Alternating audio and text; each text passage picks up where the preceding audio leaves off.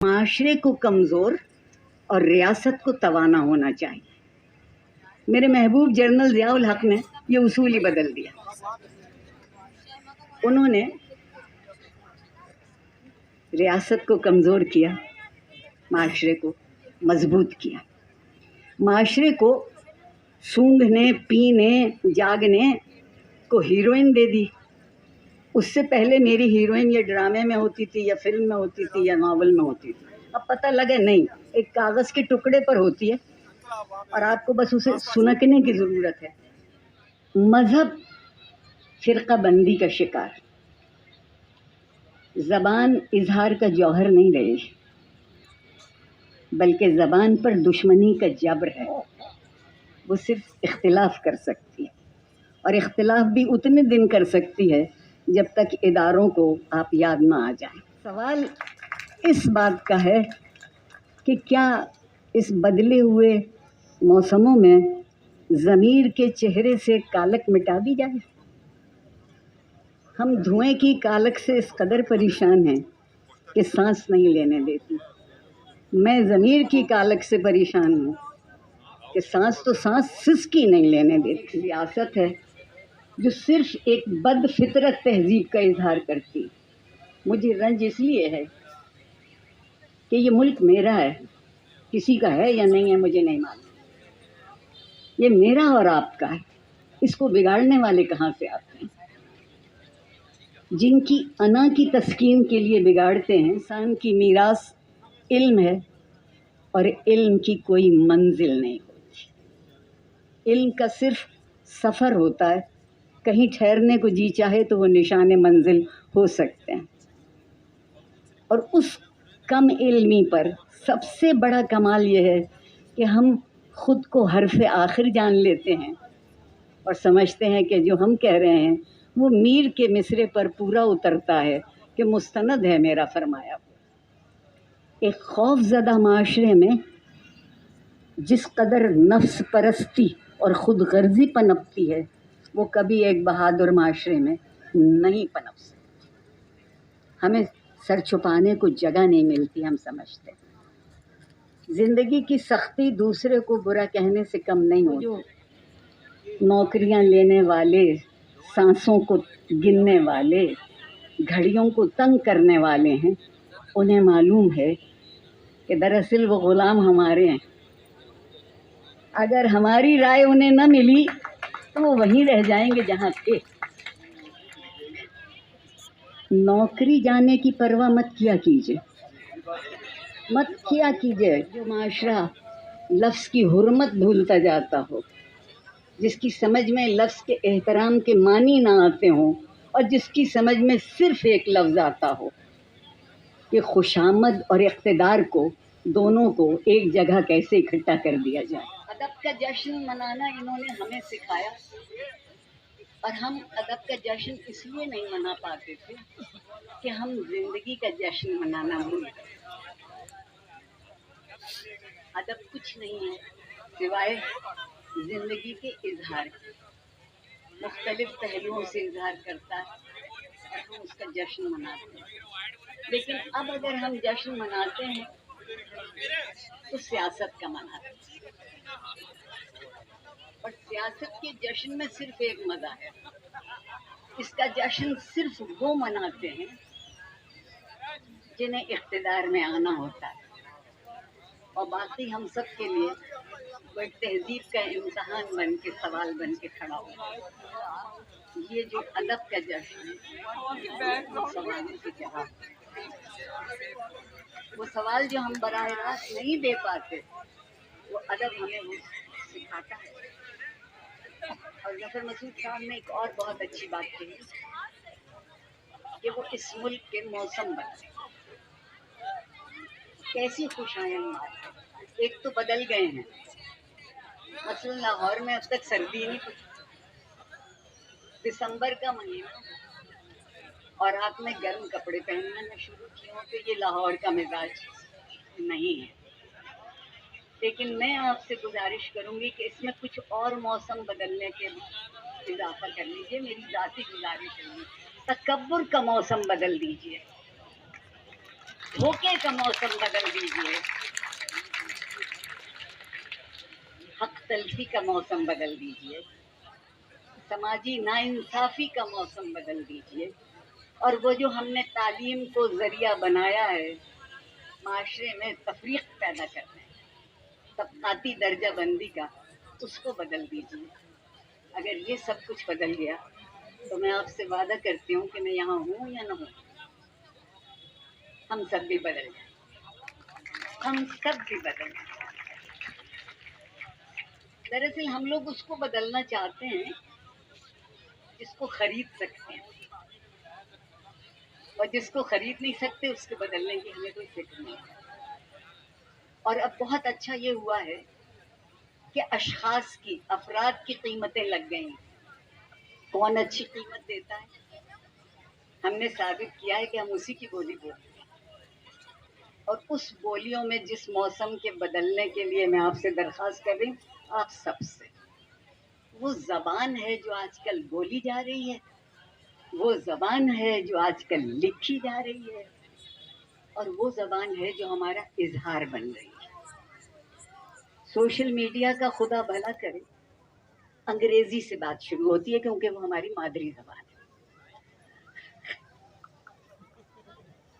लेकिन जैसे जैसे बात आगे बढ़ती है रोमन में मादरी ज़बान भूल जाते हैं और कौमी ज़बान लिखना शुरू कर देते हैं। कलेजा उस वक्त ठंडा होता है जब रोमन में मुगल्लज़ात गालियाँ लिखना शुरू करते हैं। जो मौसम बदलने की ज़रूरत है वो इस बात का मौसम बदल दीजिए कि मज़हब आदतों और रस्मों को निभाने का नाम नहीं होता। दीन का काम रस्में और आदतों को अच्छा करना या बुरा करना नहीं, दीन के अखलाकी उसूल होते हैं, और वो किसी मौसम में हो, दुनिया के किसी हिस्से में हो, दिन की रोशनी में हो, रात की स्याही में हो, वो उसूल नहीं बदलते। ये जो हम पर एक नया तबका मुसल्लत हुआ है जो हूरों के कद तो ना पाता है, लेकिन मेरा और आपका कद उनसे नहीं नापा जाता, मेरी और आपकी ज़रूरतों का अंदाज़ा नहीं वो लगा पाते, और फिर कहते हैं कि ऐसे गज़ब के जहन, इंतहाई कुंद जहन कौम को मिले।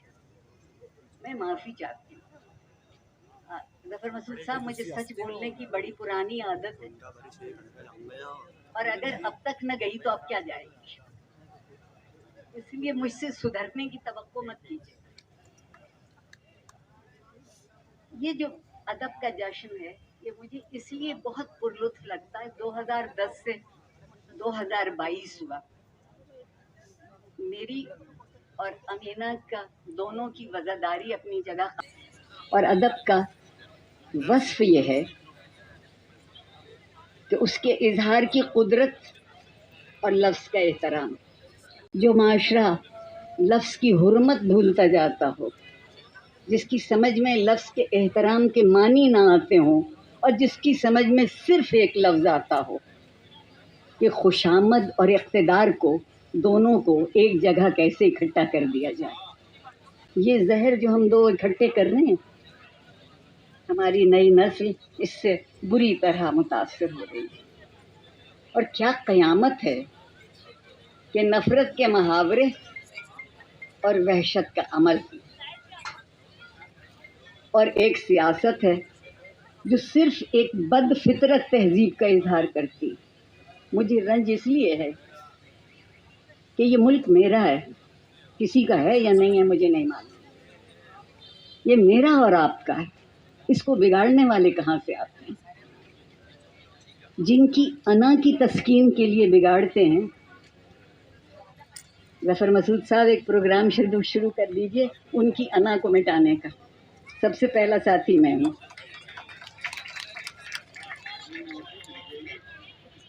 नौकरी जाने की परवाह मत किया कीजिए, मत किया कीजिए।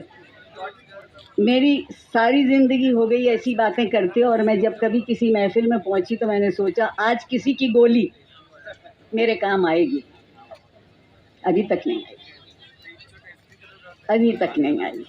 اس کی بنیادی وجہ یہ ہے کہ وہ جو نوکریاں لینے والے، سانسوں کو گننے والے، گھڑیوں کو تنگ کرنے والے ہیں، انہیں معلوم ہے کہ دراصل وہ غلام ہمارے ہیں. اگر ہماری رائے انہیں نہ ملی تو وہ وہیں رہ جائیں گے جہاں تھے. اس لیے وہ سب تھوڑی دیر کو ہمیں خوش رکھنا چاہتے ہیں. میں اس بات کی معذرت کروں کہ ذرا سی دیر کو ہم سچ بول لیں. میں نے کبھی معذرت کی نہیں. سچ بولنے کے لیے کیا معذرت ہے؟ سچ بولنے کا ایک انعام ہوتا ہے جو اس ملک میں بہت عام دیتے ہیں، مجھ سے وہ ابھی تک بچا ہوا ہے. تعلیم آپ کی بے اثر اور بے فیض، چاہے وہ سرکاری ہے یا نجی ہے. اور یہ بات اس لیے یقین سے کہہ سکتی ہوں کہ ایک عمر گزار دی تعلیم کی خاطر سر سے مٹی کھودنے میں. مذہب فرقہ بندی کا شکار، زبان اظہار کا جوہر نہیں رہی، بلکہ زبان پر دشمنی کا جبر ہے.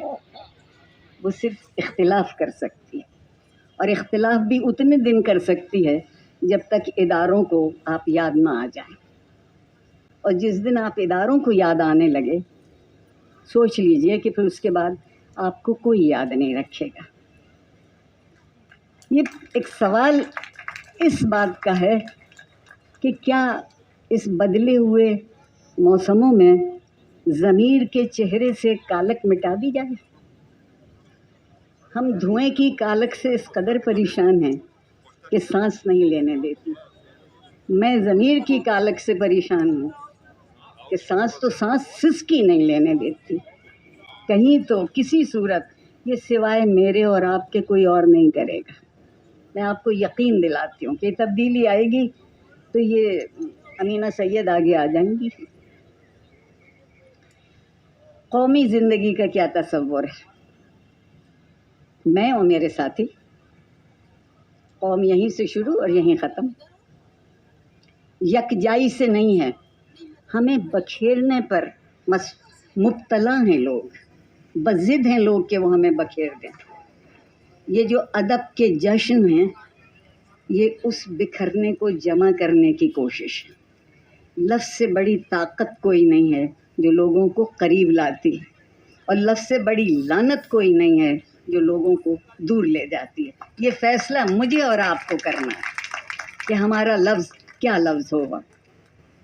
اور ہم بہت بولتے ہیں سماجی ناانصافی کے خلاف، کیونکہ پاکستانی معاشرے نے کبھی جانا ہی نہیں کہ سماجی ناانصافی کیا ہوتی، کسی کو خبر ہی نہیں. اس کی بنیادی وجہ یہ کہ سماجی انصاف کا ایک بہت اچھا اصول ہے، اقربا پروری. اس کے بعد ناانصافی نظر نہیں آتی. جنہیں فیض پہنچنا چاہیے تھا انہیں پہنچتا رہتا ہے، اور جو میرے جیسے قبیلہ یتیم خیل کے لوگ ہیں، اگر انہیں فیض نہیں پہنچتا تو ہم کیا کریں. لوگ کہتے ہیں، ظفر مسعود صاحب جیسے پڑھے لکھے لوگ کہتے ہیں، ان جیسے اقتصاد پہ نظر رکھنے والے لوگ کہتے ہیں کہ معاشرے کو کمزور اور ریاست کو توانا ہونا چاہیے. میرے محبوب جنرل ضیاء الحق نے یہ اصول ہی بدل دیا. انہوں نے ریاست کو کمزور کیا، معاشرے کو مضبوط کیا. معاشرے کو سونگھنے، پینے، جاگنے کو ہیروئن دے دی. اس سے پہلے میری ہیروئن یا ڈرامے میں ہوتی تھی یا فلم میں ہوتی تھی یا ناول میں ہوتی تھی. اب پتہ لگے نہیں، ایک کاغذ کے ٹکڑے پر ہوتی ہے اور آپ کو بس اسے سنکنے کی ضرورت ہے. یہ ہیروئن نہیں ہوتی. ہیروئن تو یہاں بیٹھی ہیں امینہ سید، ہیروئن تو یہاں بیٹھی ہیں جو ذہنوں میں تبدیلی لانا چاہتے ہیں. یگانگت میں اور یکجہتی میں اور آپس میں دراڑیں پڑنے سے کوئی معاشرہ مضبوط نہیں ہوتا، نہ بہتر ہوتا. میں نے سنا ہے کہ انسان کی میراث علم ہے. ایران سے لے کے توران تک چلے جائیں اور توران سے لے کے کراچی تک آ جائیں ہیں، اور علم کی کوئی منزل نہیں ہوتی. علم کا صرف سفر ہوتا ہے، کہیں ٹھہرنے کو جی چاہے تو وہ نشان منزل ہو سکتے ہیں۔ اور اس کم علمی پر سب سے بڑا کمال یہ ہے کہ ہم خود کو حرف آخر جان لیتے ہیں اور سمجھتے ہیں کہ جو ہم کہہ رہے ہیں وہ میر کے مصرے پر پورا اترتا ہے کہ مستند ہے میرا فرمایا ہوا۔ اب اس کے بعد کسی اور کو کچھ کہنے کی گنجائش نہیں رہتی۔ میری سمجھ میں ایک بات اور بھی آئی کہ اخلاقی معاشرے دینی معاشرے ہوتے ہیں اور دینی معاشرے اخلاقی معاشرے ہوتے ہیں، ان میں کوئی تضاد نہیں ہے۔ ہم نے سوچا یہ اخلاق کہاں سے آ گیا دین میں؟ دین کا کام تو یہ ہے کہ وہ حلق سے بولے اور سب کو ڈراتا رہے۔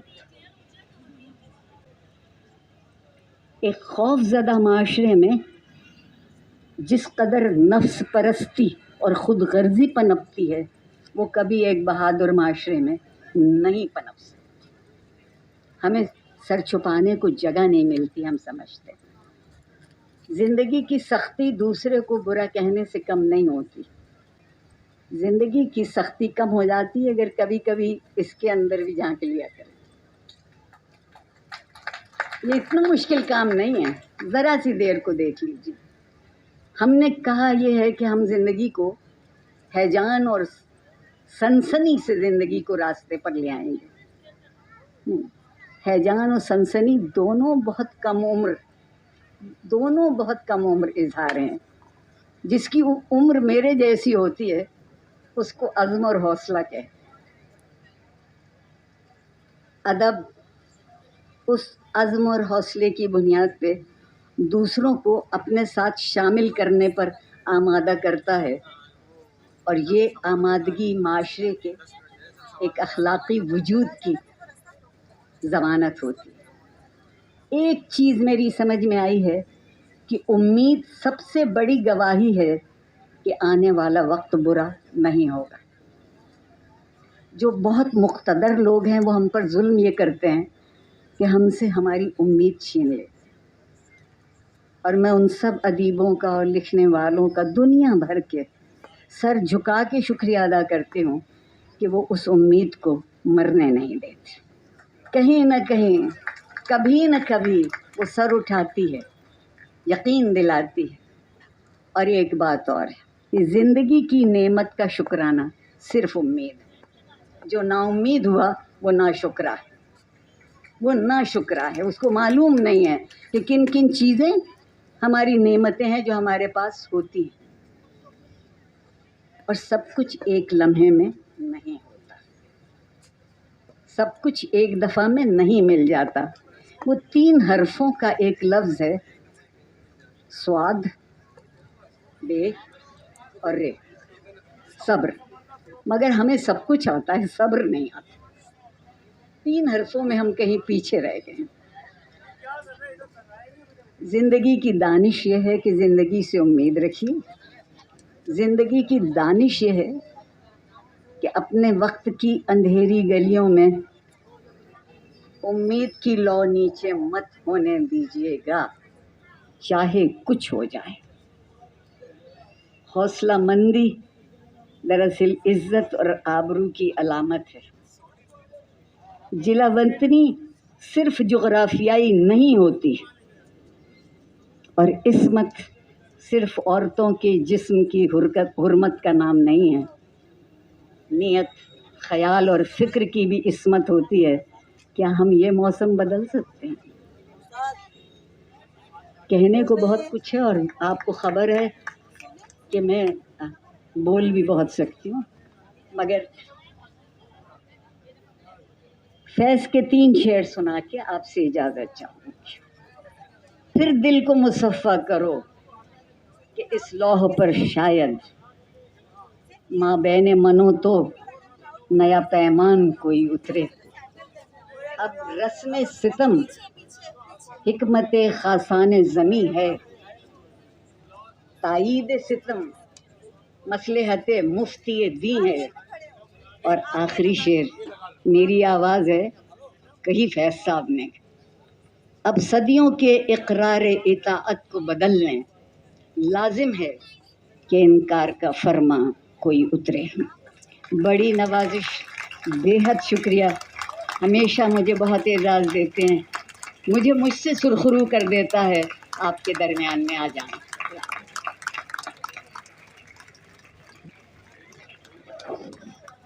बहुत शुक्रिया आरिफा सईदा साहिबा।